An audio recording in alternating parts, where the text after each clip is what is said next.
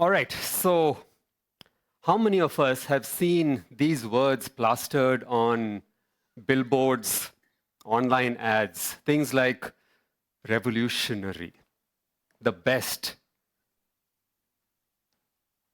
new and improved, instant results?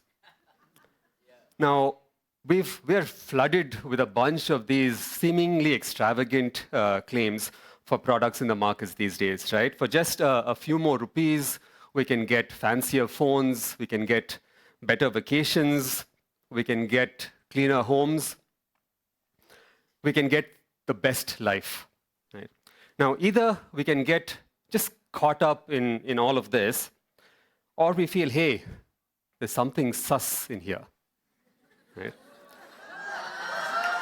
Feel some of you caught it. Hopefully I'm using that word correctly, right?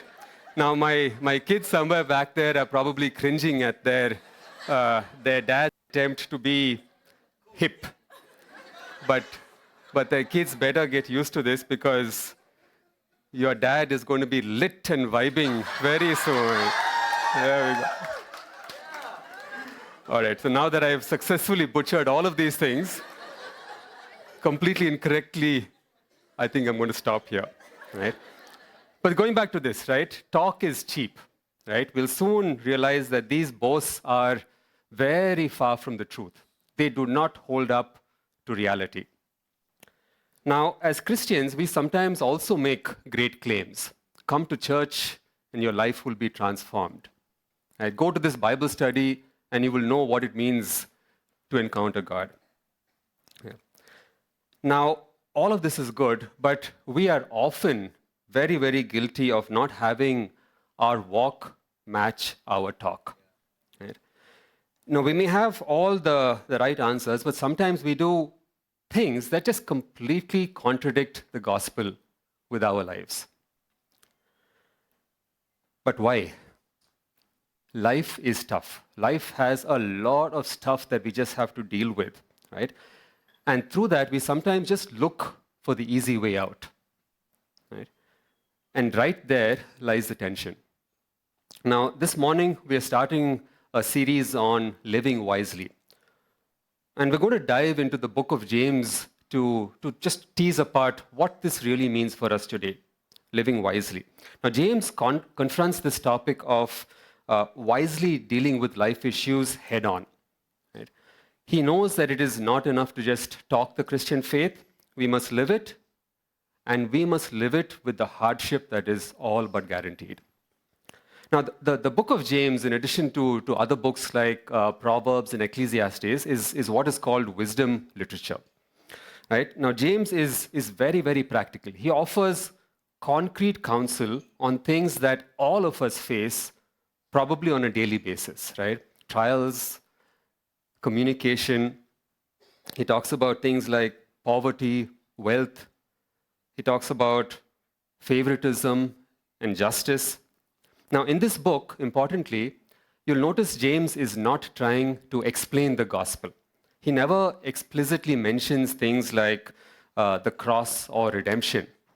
Instead, what he's trying to do is focus more on the principles, and that's why this picture of a toolkit is out there.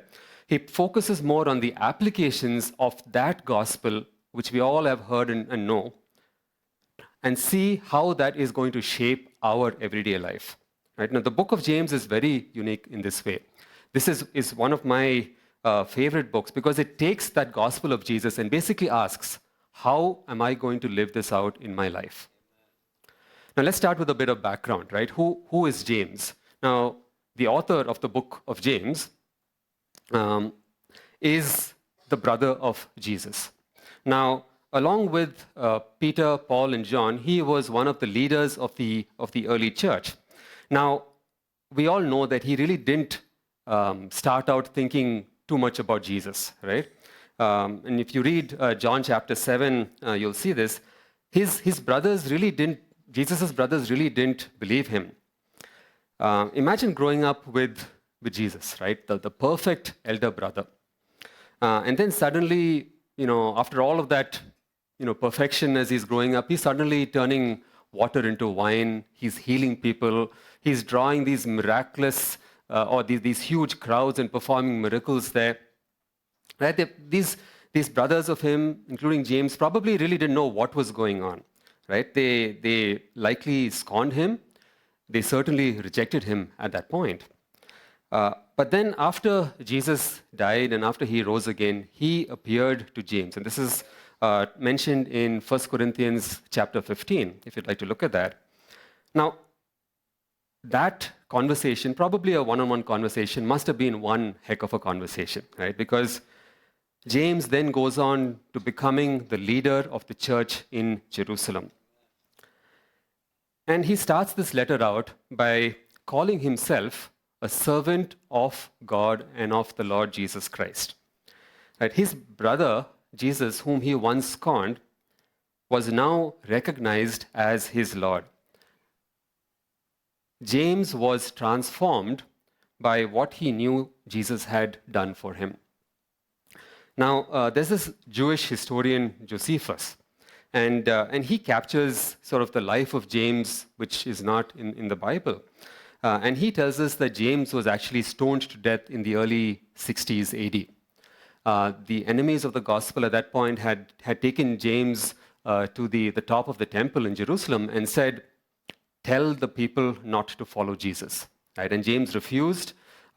It's captured that he was basically chucked off the top of that temple, hurt, probably a bunch of bones broken. He wasn't yet dead, and he, as the writing goes, he knelt down there and he started praying for these people.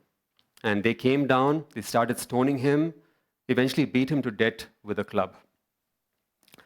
And this man, James, is the one who basically says, "Consider it pure joy that you go through these trials, brothers and sisters." He clearly knew what he was talking about. Right? And why did he say this? Because he knew what Jesus had done for him. Now, he knew that grace, and he lived it out all the way till the very end. Now, the book of James is also written to these Jewish Christians who were probably being persecuted at this time and had scattered.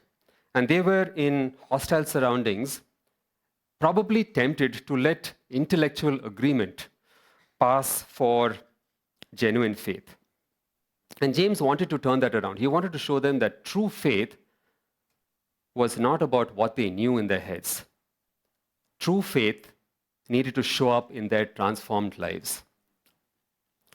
Now, as we start the series, we're going to zoom into James chapter 1 and stay on verses 1 through 12. And if you have your Bibles, please feel free to pull them out.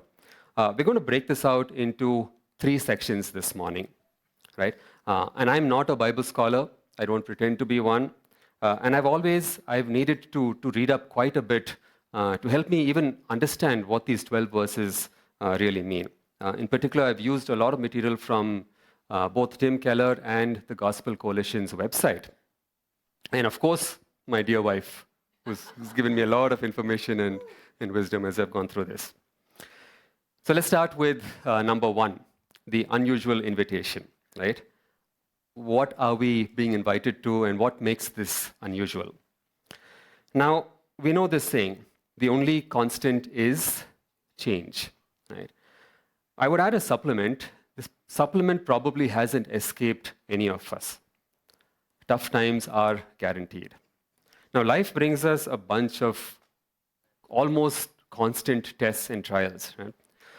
I think all of us know this all too well.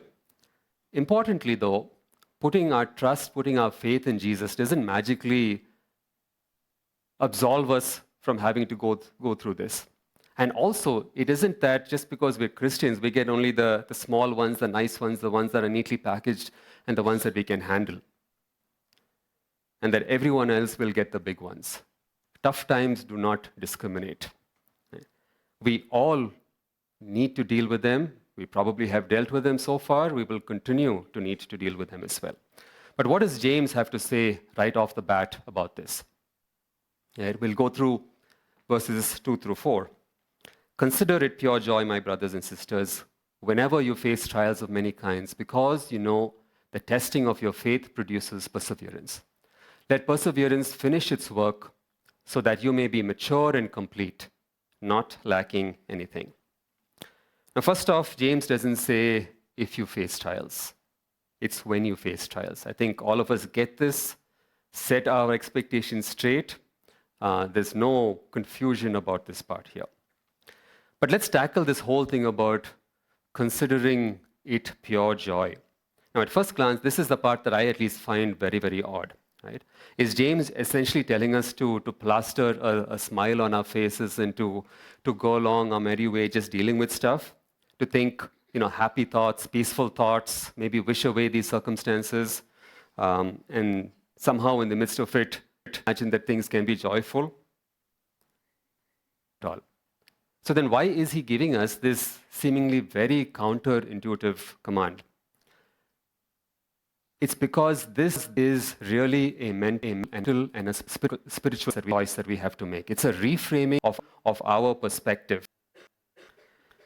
This is not about enjoying our trials. This is not about considering the trials joy. Right?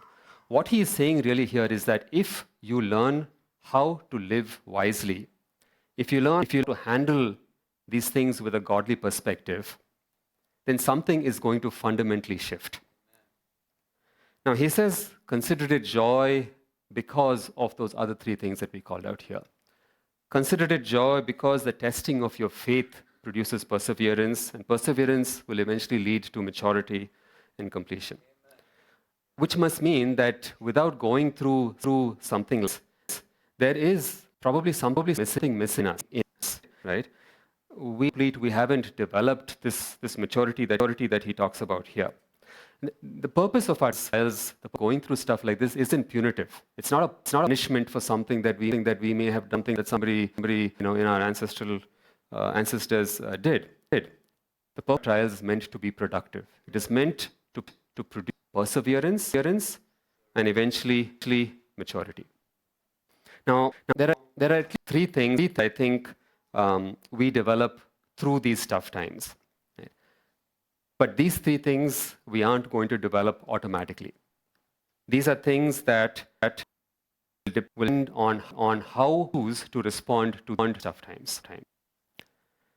Now let's go back to the Old Testament for a second and take a look at the first part, which is humility. Right? Take a look at our friend Joseph for a minute. Now his story in Genesis, I'm sure all of us are very familiar with. Right? It's a story of a long season of just trials, betrayal, of being put into prison, used unjustly. But throughout all of these probably difficult and definitely very unjust times, Joseph did not become bitter. He did not seek revenge. Right? And when he finally had the power to punish his brothers who had sort of made him go through all of these tough times, flipped that around. He instead showed them profound forgiveness and humility. And he told them, as is written in Genesis chapter 50, you intended to harm me, but God intended for good to accomplish what is now being done, the saving of many lives. Joseph saw his tough times as part of God's larger plan, as part of God's bigger plan for his life. Or you think of Paul. Paul was a great apostle, right? And he did probably amazing things for God. But he knew that it is not his achievements, it is not human achievements that show the power of God. It is human helplessness that shows the power of God. And he learned to accept, he learned to even be content in his weakness, because he knew that God's power was actually being made perfect in that weakness. Now we can, I think, very easily just get carried away by all the amazing things that we do, our accomplishments that probably we can shout out to the world on a daily basis. But that itself could be a little bit of a block in what God is trying to accomplish in us and through us. We will not develop a true humility before God without these tough times. We will have no idea how much we truly need God. If you go to compassion, and you can pull up 2 Corinthians chapter 1 here, that says, "Praise be to the God and Father of our Lord Jesus Christ, the Father of compassion and the God of all comfort, who comforts us in all our troubles, so that we can comfort those in any trouble with the comfort that we ourselves receive from God." The second thing that we do through tough times is we develop a deep compassion for those who are going through similar times. We understand what they are going through in a way that it is not just theoretical. We can empathize with them, we can walk with them, and most importantly, we can show God's love through us to them. And finally, we also have a choice when we go through tough times. We can just turn our backs to God and say, "Hey, God, thank you. I've got this. I don't seem to see you showing up here. But I've got a plan B in my back pocket, and I think I'm going to switch to that now." Or we can dig deeper and exercise our faith muscles in times like this, to truly trust that He knows what He is doing, that He has got us. Now, all of these three things, humility, compassion, and faith, they don't come easily if you're just living cushy lives. Trials often weaken people, but God allows them to build up in us endurance and maturity. Now, this endurance here is not just a passive waiting until things get better, that we somehow make it past to the other end. This is an active, it is a hopeful, it is a courageous ability for us to withstand hardship while holding on to our faith, while holding on to our integrity as well. Now, the Greek word that is primarily translated as endurance in the New Testament is this word called hypermone.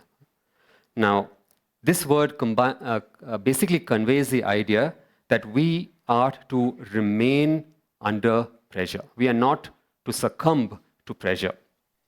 Right? It's about staying firm, it's about staying true to God, even through those difficult circumstances. And we're not left without examples, right? More than anything else, more than anyone else, I think we can look to the one who persevered, to the one who endured for us, not the general us, the one who endured for you, the one who endured for me. And Hebrews chapter 12 says this beautifully. "Let us run with perseverance the race that is marked out for us, fixing our eyes on Jesus, the pioneer and perfecter of faith. For the joy set before him, he endured the cross, scorning his shame, and sat down at the right hand of the throne of God. Consider him who endured such opposition from sinners, so that you will not grow weary and lose heart." Now, there's only one reason that God endured the wrath of God. Only one reason. He loves us. He stood and he took it all, including the Father turning away from him at his point of greatest need when he was hanging on that cross. And that same Jesus is telling us here today that he's not leaving us alone in the tough times. Most of us are probably familiar with that poem, Footprints in the Sand, right? There are times when there is only going to be a single set of footprints because we are not walking alone, but he is carrying us through those tough times. So that was the unusual invitation. Let's move on to the second one, the foundational provision. Now, as we've talked about earlier, we don't really get a choice about whether or not we're going to go through tough times. The choice we get here is how we deal with those tough times. Now, the problem with trials amongst many is that they leave us confused, right? We probably have very little clue of what to do, how to proceed. We lack insight there. And there are tons of resources that the world offers us for things like this, right? You'll find any number of self-help books on personal strength. Pull yourself up by your bootstraps. You've got this, right? We have ways that we can develop mental toughness and resilience and engage with coping mechanisms and mindfulness. But in all of this, the primary goal is really just to alleviate the symptoms and see how to quickly get us out of this as soon as possible. But James, on the other hand, what advice did he give us? We'll move on to the second part of James for this morning, James 1 5 through 8. If any of you lacks wisdom, you should ask God, who gives generously to all without finding fault, and it will be given to you. But when you ask, believe, do not doubt, because the one who doubts is like a wave of the sea blown and tossed by the wind. That person should not expect to receive anything from the Lord. Such a person is double minded and unstable in all they do. Now, this is probably a very familiar passage to most of us, right? But this is not asking God for a general kind of wisdom. This is not asking God for, hey, I got this problem, God, show me what I need to do to this. This was a prayer that I prayed before every one of my exams. God, I need your wisdom to write the exam. And I use this passage for that, completely incorrectly. Right? But this wisdom is not about changing the situation. This wisdom is really about a God-centered wisdom to know how to deal with life. And I would also suggest that this wisdom is how to deal with both the tough times and the quote-unquote easy or the good times. Left to our own devices, I think we can probably mess up both of those equally. Right? So if we're not going to be able to change the situation, and this wisdom is not to change that situation, what is it for? This wisdom is really about changing our heart attitude as we are going through the situations. Now, as Tim Keller mentioned, whether we can endure or not is determined by the wisdom with which we respond to these tough times. What determines whether we'll face it with peace and grow with it, or we'll face it with despair and be destroyed by it, is the lens of wisdom through which we view the situation. Now, looking at it through the world's eyes, I can probably say, hey, I don't deserve this. I don't need to go through this thing at this point, at this moment. And I will do everything that I can to change everything about it. This life needs to be maxed out. I need to be happy in the here and the now. Now, we'll be like that little boy who was just more than content to play in the mud because he had no idea what the beach looked like. Our worldly perspective is going to be severely limited at best. But the wisdom that God gives us will provide a completely different perspective, that this world is not our own. Our current happiness in the here and the now is not the end goal. And how will God actually provide us this wisdom? As we endure. I think it all comes down to that.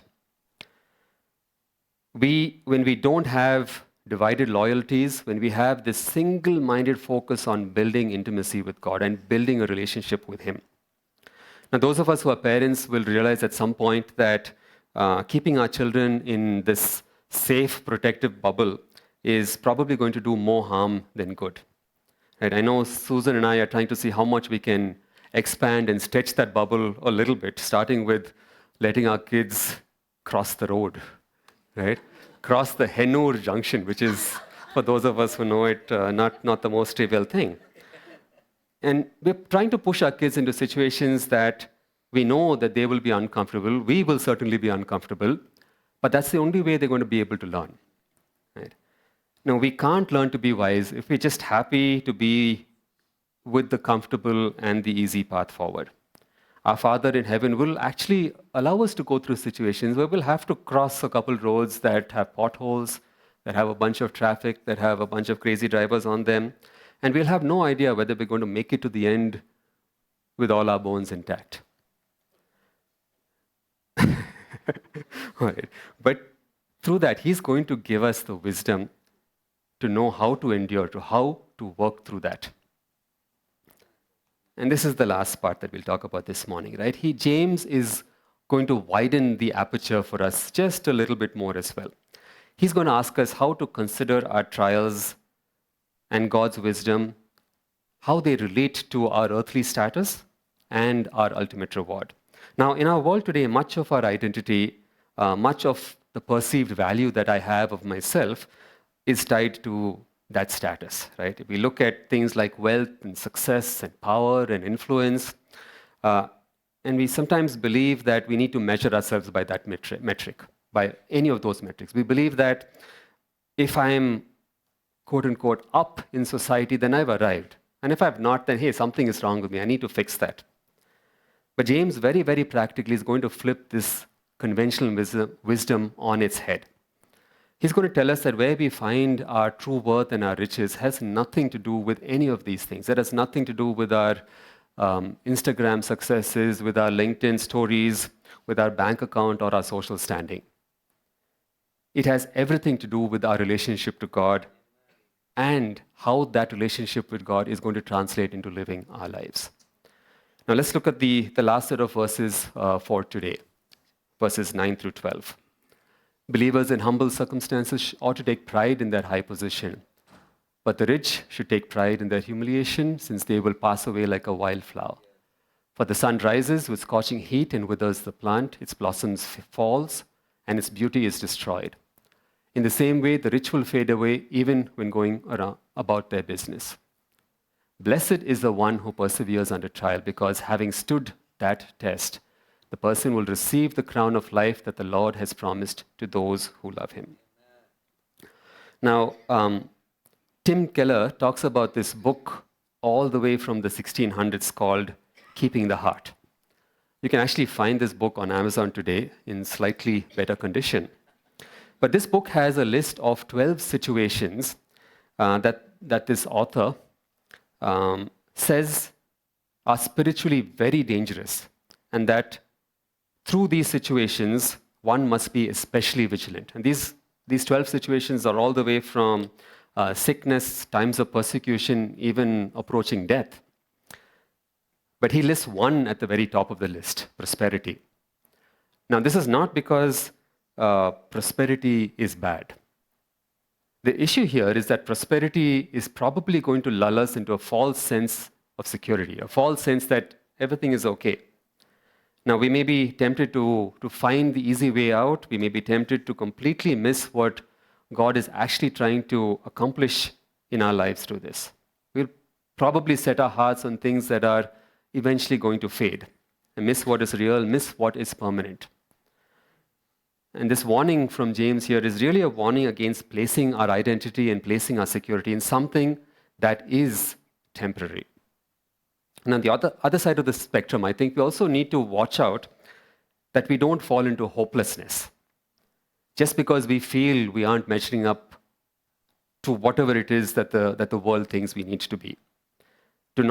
Let's not give in to the lies of this world and have a completely different standard than what God has for us. That last part of the verse there says, blessed is the one who perseveres. And James brings all of this back together, and he unites the themes of trial, of wisdom, and that eternal perspective. We talked about perseverance, we talked about an active, rooted in God kind of a faith.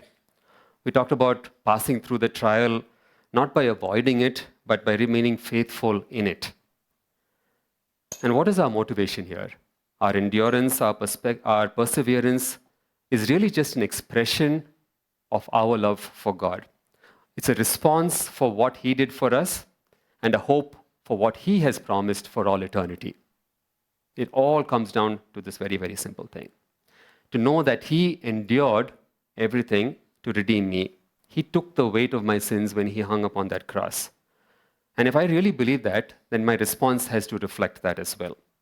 To trust his purpose in the pain, to obey his commands even when it is hard, and to persevere because my ultimate hope is in him. I need to be very, very clear that my identity is in him. Now, till about, I'd say about 4 or 5 years ago, I don't think that I knew what it really meant to depend on God.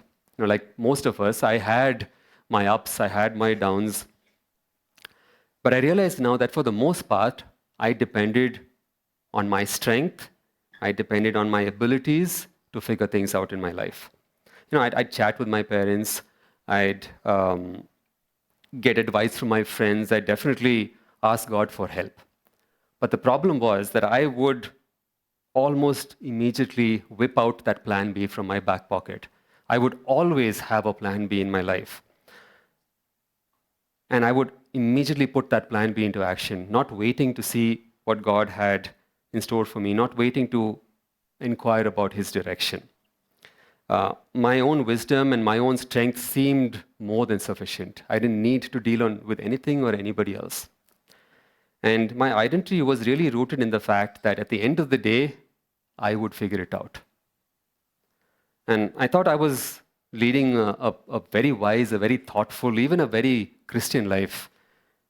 And I thought that I was actually walking the talk. Now, we talked about three things earlier, right? We talked about humility, compassion, and faith. Now, the Ranjit of even 5 years ago, I don't think knew what humility before God really, really was. It was all about self-reliance. It was all about taking control. It was all about, I know how to figure this out. Thank you very much. And compassion, I did have that. I did feel that, right? But the compassion, I think, was mostly from a place of theory. It was mostly from a place of, hey, let me try to solve your problem. It was not from a place of, I know what it means to walk in your shoes. And when it came to exercising my faith, that head knowledge that I had, and I had a ton of that head knowledge did not translate to actually working in my heart. It did not translate into that because I think I really honestly wasn't seeking a deep, intimate relationship with God. A few years ago, life started to get a ton more real. I think all of a sudden, after being perfectly healthy, I just got hit with multiple health-related issues, right? One after the other. Jit likes to say the word peculiar. I was very perplexed. Right? I had no idea. I don't think anybody else around me knew what was going on. And it was very strange, very odd. Right? I switched to a new job after 21 years at my old company. And all of a sudden, I found myself in deep water, just barely trying to keep myself afloat. And 2 weeks into that new job, my dad, who was the rock of our family, very suddenly passed away within a day. And I think that was the biggest storm that hit my, up to that point, thus far, very calm, very straightforward life. And slowly but surely, everything that I had held on to, right, my talents, my abilities, my emotional strength, didn't seem that solid anymore at all. Right? You know that feeling when you pick up a handful of sand at the beach, and that sand then slowly just slips out through the gaps in your fingers, and at the end of it, you're holding on to nothing. Right? That's where I seem to be. That's what seemed to be happening to me. And what I realized at that point was finding my strength in God wasn't just an optional activity. It wasn't a nice to have in my life anymore.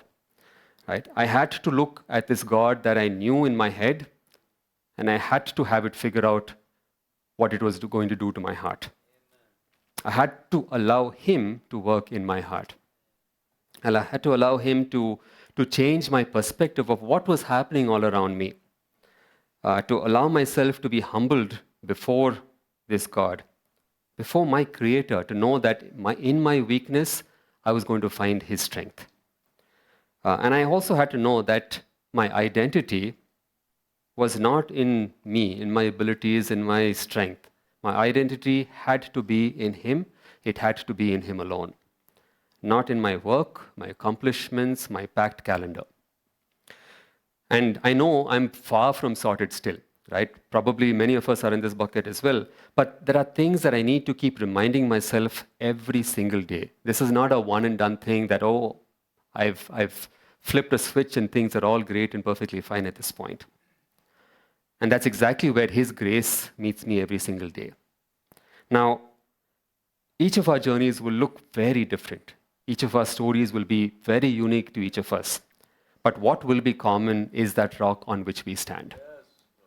Now, living wisely, which is the theme of what we're going to be talking about for the next few weeks or so, sounds great on paper. Right? There's nothing more that we would want to do than to live wisely.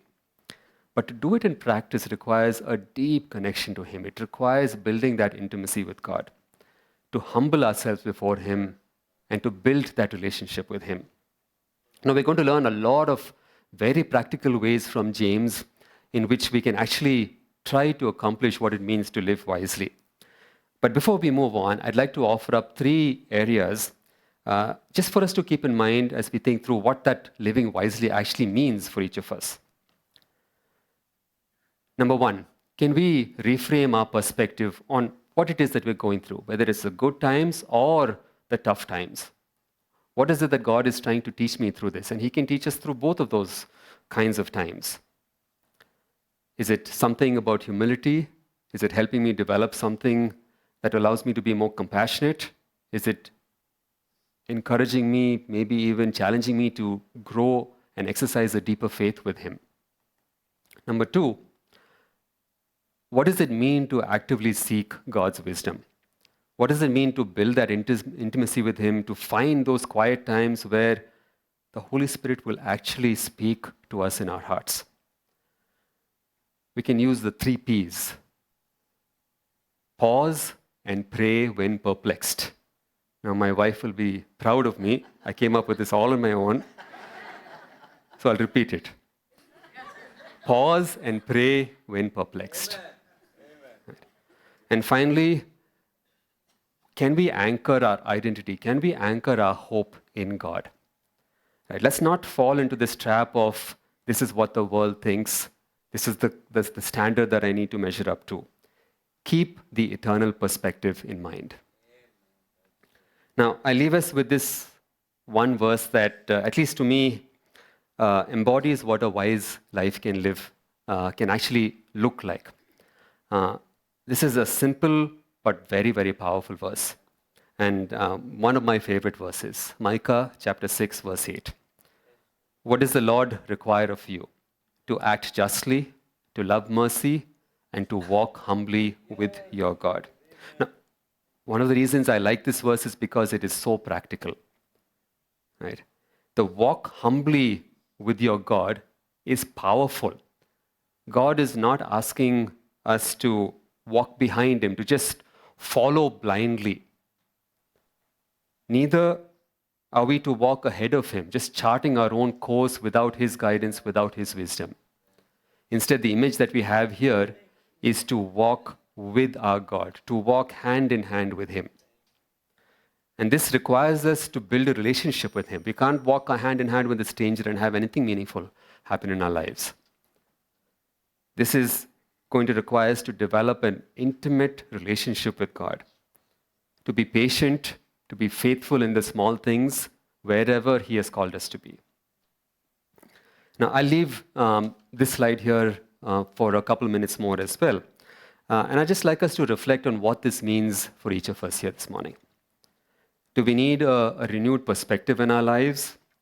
Do we need to move away from this self-dependence and self-worth that may have just have us in that power of what the world thinks?